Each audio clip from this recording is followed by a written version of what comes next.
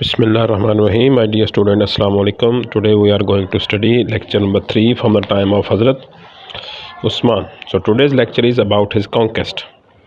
Yesterday, day before yesterday, we studied about his election. Now he became the Khalifa of Islam. So actually he did not stop the conquest of Islam in different areas of the world. Let's start the event. The topic. First of all, you need to know about the background. We have studied that actually Hazrat Umar conquered the Persian and the Roman Empire. So there was no one actually in the world at that time who can stop the Muslim. So Hazrat Usman also actually expanded his empire in different areas like east and west. He continued the victories in all parts. Now let's start studying the events that what happened over there. So when he became Khalifa in Persia, different people started to arise.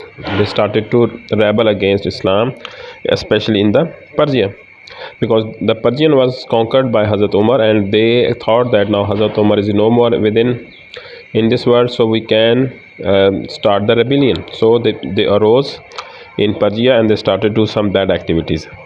Although Usman, he was a lenient person, he was a kind-hearted person, he was a very soft-spoken person, but when he saw the situation, actually he became a great military commander. So he started he launched different expedition and sent armies in different areas of the Persia, where actually the situation was bad. So he solved the situation within no time. So he remained cool and calm throughout the situation, and he actually established the peace within the Islamic territory. So he also started different expedition in different parts of the world, especially the North Africa. So North Africa, actually it was captured by Hazrat Usman. Most of the part of Africa was captured by Hazrat Usman, like Libya, Tanzania, Algeria and Morocco. So all these countries of today's time actually became the part of Islamic State in the time of Hazrat Usman. So this is how he was a person who conquered the different parts of the Africa. So he merged all these parts in Islamic State. For the first 7 years actually remind us the greatness of Hazrat Usman. He followed the pattern of Hazrat Umar, and he started to conquer different areas, and he had a good reputation within the people of Medina, of Makkah. So he was generous, he used to spend money, he was a lenient, he was a kind-hearted.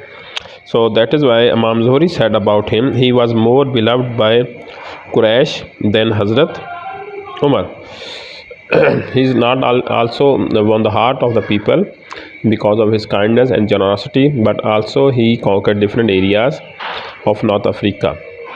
So actually we can conclude his conquest in the following words.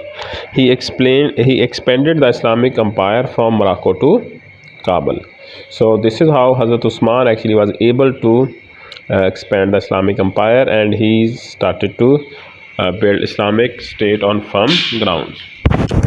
So tomorrow inshallah we are going to study the next lecture, the most important topic from Hazrat Usman's time, because the second half of his rule of his caliphate was the most controversial issues arose, and he was martyred because of those issues. Tomorrow inshallah we are going to study one of them in detail. Until then, Allah Hafiz.